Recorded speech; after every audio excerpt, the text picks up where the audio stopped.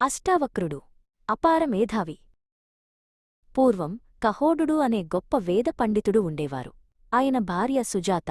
కహోడుడు తన శిష్యులకు వేదాలు బోధిస్తున్నప్పుడు సుజాత గర్భంలో ఉన్న శిశువు శ్రద్ధగా వినేవాడు. ఒకరోజు తండ్రి ఒక మంత్రాన్ని తప్పుగా పలకడం విన్నా ఆ శిశువు గర్భం నుండే ఆ తప్పును సరిదిద్దాడు. తన శిష్యుల ముందే ఒక అన్పుడు తనను సరిదిద్దడం చూసి కహోడుడికి చాలా కోపమొచ్చింది. గర్భంలో ఉండి కూడా ఇంత అహంకారమా? నువ్వు 8 చోట్ల వంకరలతో పుడతావు అని తన సొంత బిడ్డనే శపించాడు. సుజాత ఎంతో వేడుకున్నా కహోడుడు శాంతించలేదు. కాలక్రమేణా సుజాత ఒక కుమారుడికి జన్మనిచ్చింది.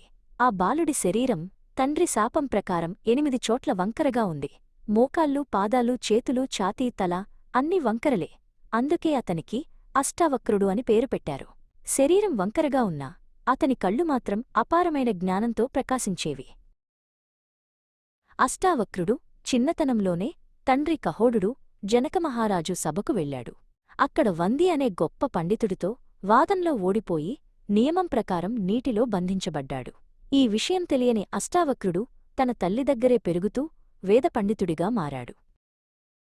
అష్టావక్రుడికి 10 ఏళ్లు వచ్చాయి.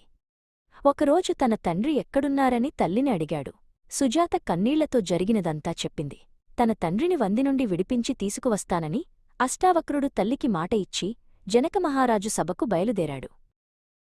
అష్టావక్రుడు జనకమహారాజు కోటవైపు నడుస్తుండగా దారిలో ఉన్న ప్రజలు అతని వింత రూపాన్ని చూసి నవ్వుకున్నారు. కాని అష్టావక్రుడు ఎవర్నీ పట్టించుకోలేదు. తన వంకర శరీరంతోనే ఎంతో వేగంగా ఆత్మవిశ్వాసంతో రాజసభకు చేరుకున్నాడు. రాజసభ ద్వారం వద్ద భటులు అష్టావక్రుణ్ణి లోపలికి వెళ్లనివ్వలేదు. ఇది పండితుల సభ, పిల్లలకు ఇక్కడ చోటులేదు అన్నారు. అప్పుడు అష్టావక్రుడు